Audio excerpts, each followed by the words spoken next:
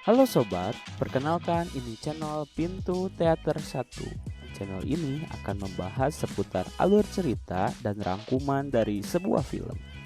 Episode kali ini, Pintu Teater 1 akan membahas alur cerita sebuah TV series yang dirilis pada tahun 2005 yang berjudul Prison Break. Film ini mendapatkan rating yang cukup tinggi di IMDb, yaitu sebesar 8,9. Tanpa basa-basi lagi, langsung saja kita mulai intronya.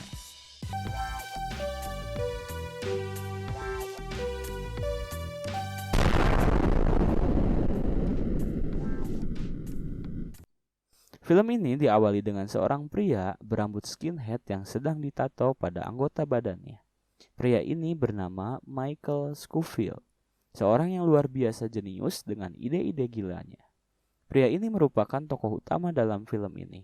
Nah, tato inilah yang menjadi kunci dalam film Prison Break. Nanti akan menjelaskan untuk apa tato tersebut. Adegan dilanjutkan dengan Scofield yang sedang membereskan dan membuang seluruh arsip dan data-data di sebuah apartemen. Data apakah itu? Nanti akan terjawab. Keesokan harinya, tibalah hari yang ditunggu. Scofield ternyata melakukan aksi perampokan sebuah bank. Tapi anehnya, saat polisi datang, ia menyerah begitu saja tanpa ada perlawanan. Seolah-olah ia memang dengan sengaja ingin ditangkap oleh polisi sedari awal. Di persidangan, hakim nampak bingung dengan terdakwa karena jarang ada terdakwa yang berbicara dengan jujur apa adanya dan mengaku bersalah. Dan pengacaranya pun dibuat bingung dengan apa yang dikatakan oleh Scofield. Pengacara tersebut bernama Veronica, yang sekaligus adalah mantan pacar dari kakaknya Scofield. Akhirnya, hakim memutuskan menjatuhi hukuman 5 tahun penjara kepada Michael Scofield. Tapi anehnya, ia malah tersenyum ketika ia ditetapkan sebagai terpidana. Michael Scofield ditahan di penjara Fox River Juliet di daerah Illinois. Ini adalah gambaran penjara tersebut. Perkenalkan, dia adalah Brad Bellick, kepala sipir lapas. Ia menjadi tokoh yang sangat menyebalkan dalam film ini. Nah, di sel inilah Scofield ditahan, ditemani oleh teman satu selnya yang bernama Fernando Sucre. Isi dari penjara ini cukup barbar juga. Perlu mental yang kuat untuk bertahan hidup di penjara ini. Man killed the vice president's brother. In a month he's getting the chair, which means no one up this river is more dangerous than him. You want to see Boros so bad anyhow? Because he's my brother. Dan akhirnya kita diberitahu untuk apa Michael Scofield sengaja menjebloskan dirinya sendiri ke penjara. Ini adalah Lincoln Burrows. Dia adalah kakak dari Michael Scofield. Dia adalah terpidana hukuman mati yang akan dieksekusi 1 bulan lagi karena ia telah membunuh kakak dari wakil presiden. Bayangin tuh, kakaknya wakil presiden dibunuh sama dia. Ngeri gak tuh? Jadi maksud dari Michael Scofield merampok bank adalah karena ia dengan sengaja ingin masuk ke dalam penjara guna membebaskan kakaknya dengan cara membawa kabur kakaknya melarikan diri dari penjara. Karena ia yakin bahwa kakaknya tidak melakukan pembunuhan tersebut dan ia hanya dijebak dan difitnah. Scene berubah di klinik dalam penjara. Perkenalkan, ini adalah Dr. Sarah Trenkelly, seorang dokter yang menangani orang-orang sakit dalam penjara. Ia juga merupakan anak dari seorang gubernur. Di sini, Scofield mengeluarkan gombalan-gombalan untuk memikat hati si dokter. Lalu, saat dokter Sarah keluar, Michael Scofield menaruh kertas origami di celah lubang pembuangan air. Untuk apa? Nanti juga paham. Scene berganti, Burrow terkaget ketika melihat sosok adiknya berada di dalam penjara yang sama dengan dirinya. Dan Michael Scofield di situ menjelaskan maksud dan tujuannya.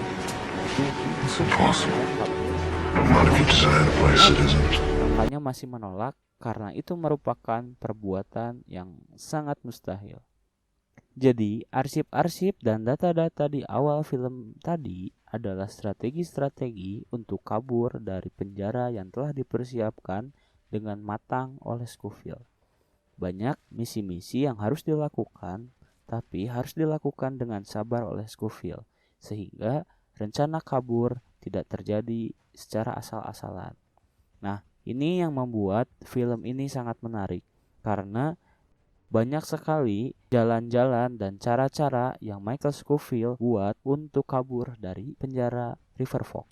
Michael Scofield tidak sembarang memilih orang. Sebelum ia masuk penjara, ia telah melakukan riset siapa saja napi-napi yang memiliki potensi dan kemampuan untuk bisa menolongnya dalam penjara.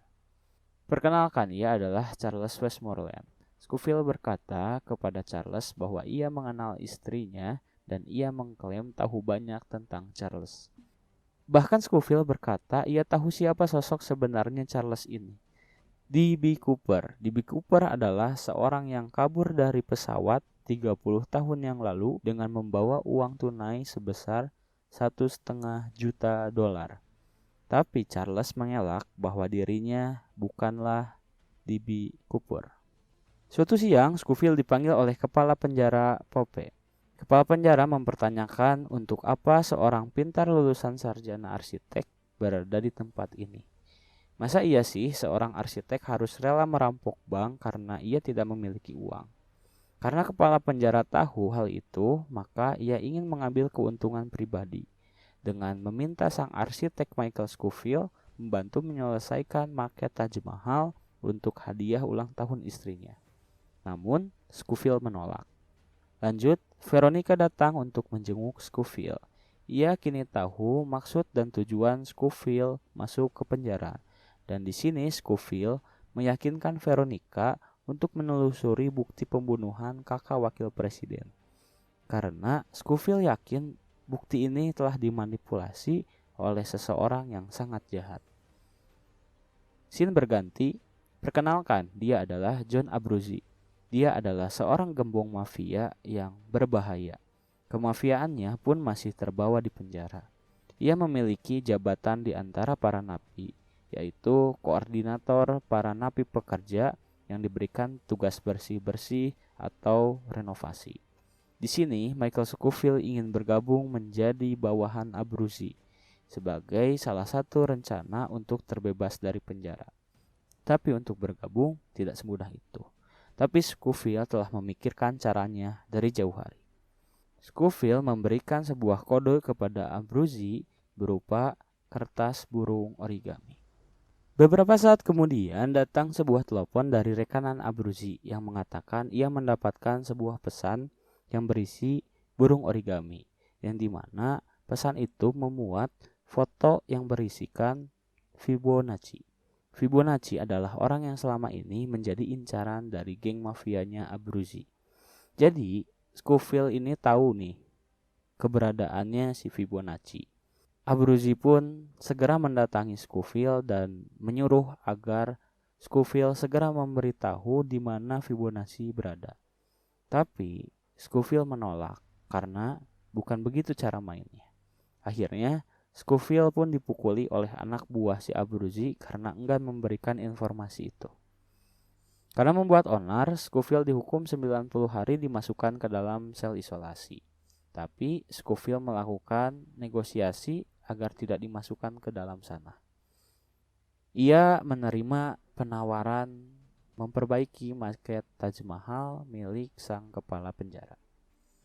Perkenalkan, ini adalah Lisa, mantan istri Burrow, dan ini adalah LJ, anak kandung dari Burrow.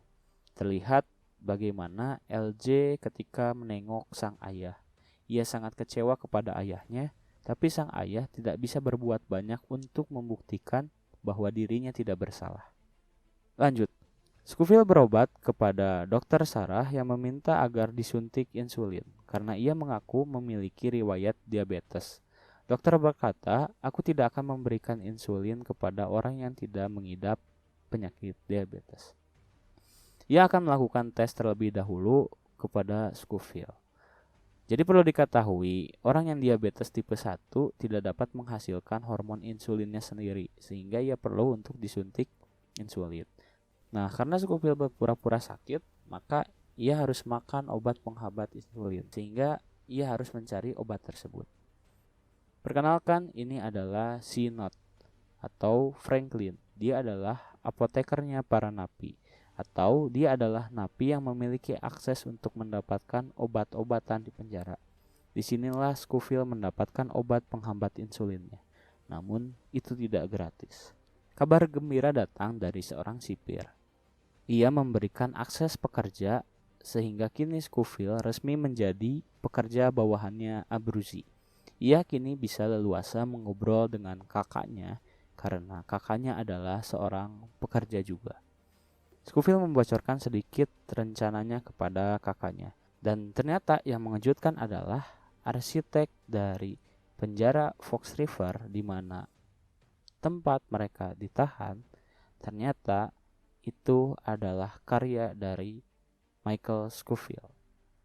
Dan tato yang diceritakan di awal tadi itu bukan sembarang tato, tetapi itu merupakan blueprint dari penjara Fox River beserta seluruh strategi dan rencana untuk kabur dari penjara. Bersambung. Nah, gimana? Seru nggak nih film Prison Break ini? Tapi tunggu dulu, itu masih baru episode 1. Masih banyak episode lainnya sedang menunggu. Mimin akan baca komentar gimana respon teman-teman dari video ini. Kalau pada suka, akan Mimin buatkan video lanjutannya. Dan jangan lupa untuk like dan subscribe serta nyalakan lonceng notifikasi agar kalian tidak ketinggalan dengan video lanjutannya. Sekian dulu untuk video kali ini. Pintu teater 1 telah ditutup dan salam untuk keluarga di rumah.